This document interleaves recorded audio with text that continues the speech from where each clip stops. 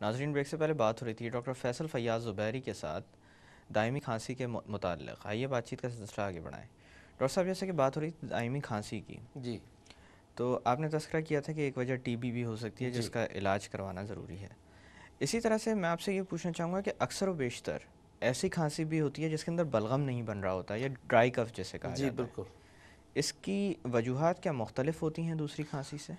جی ہاں، اس میں مختلف ہو سکتی ہے، اور اس میں ایک تو عام جس کو ہم کہتے ہیں صرف گلے میں خراش ہونا جو ہے، نزلہ زکام ہے اور چیسٹ میں نہیں گیا ہے، تو اس میں عام طور پہ لوگوں کو صرف سوکھی کھانسی ہوتی ہے. لیکن ایک خاص گروپ ہے بیماریوں کا جس کو ہم کہتے ہیں انٹرسٹیشل لنگ ڈیزیز.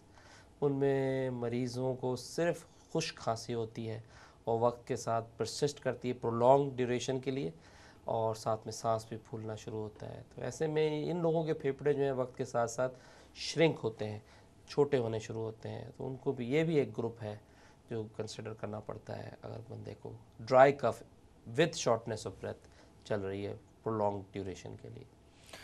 ڈاکٹر صاحب، ہمارے پروگرام کے توسط سے کوئی پیغام آپ دینا چاہیں گے عوام کو؟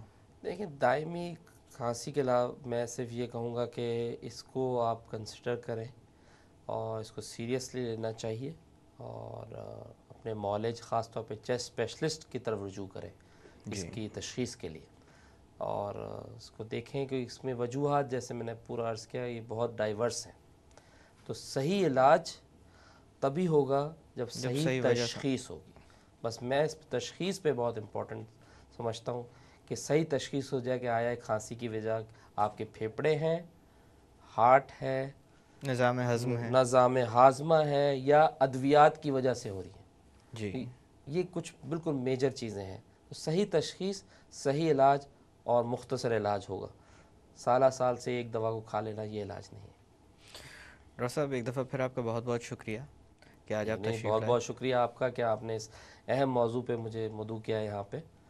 شکریہ بہت بہت. ناظرین، جاتے جاتے جو بات میں آپ سے کرنا چاہوں گا وہ یہ ہے کہ اگر کھانسی کا معاملہ لمبے عرصے تک چلتا رہے تو اس کے پیچھے وجوہات کافی مختلف ہو سکتی ہیں.